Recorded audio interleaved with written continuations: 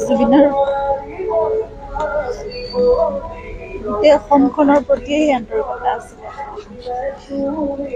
মানুহৰ মাজতে তেওঁ থাকি ভাল পাইছিলে, সাধাৰণ মানুহৰ মাজত সদায় থাকিছিলে। গতিকে সকলোৰে প্ৰতি সেই আজি বিশেষকৈ কৃষকসকলৰ প্ৰতি বা যিসকল শ্ৰমজীৱী আছিলে তেওঁলোকৰ প্ৰতি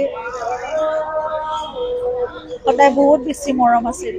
আৰু পথাৰ আমাৰ, বজাৰ আমাৰ, গতিকে এনেকুৱা ধৰণৰ কিছুমান আদৰ্শ লৈ তেওঁ আগবাঢ়িবলৈ চেষ্টা কৰিছিল। সীতা জখলাৰতো তেওঁ নিজৰ পৰিয়ালৰ মানুহ আছিল, গতিকে সকলোৰে কাষত তেওঁ আছিল আৰু সেইকাৰণে তেওঁৰ কাষতো সদায় গোটেই পৃথিৱীখন আছিল। অসমৰ মানুহে যিমান মৰম দিব লাগে আমি কল্পনা কৰিব পৰাতকৈও বেছি মৰম, আবেগেৰে প্ৰাৰ্থনা সকলোখিনি দিছে জুবিনৰ বাবে।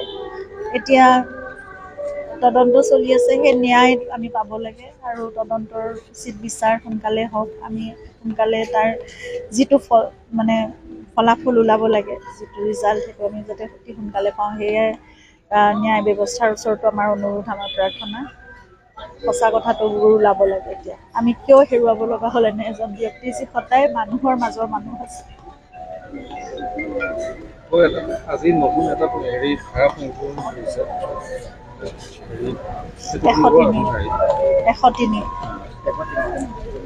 সেয়া ন্যায় ব্যৱস্থাই তেওঁলোকৰ নিজৰ মতে কৰি গৈ আছে। আমিতো এই কথাবোৰ ইমানকৈ নাজানো।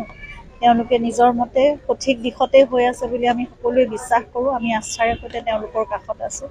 যি সহযোগিতা লাগে আমি সদায় কৰি যাম। মাত্ৰ শীঘ্ৰে হ'ব লাগে, যিমান পাৰি সোনকালে ফলাফল ওলাব লাগে।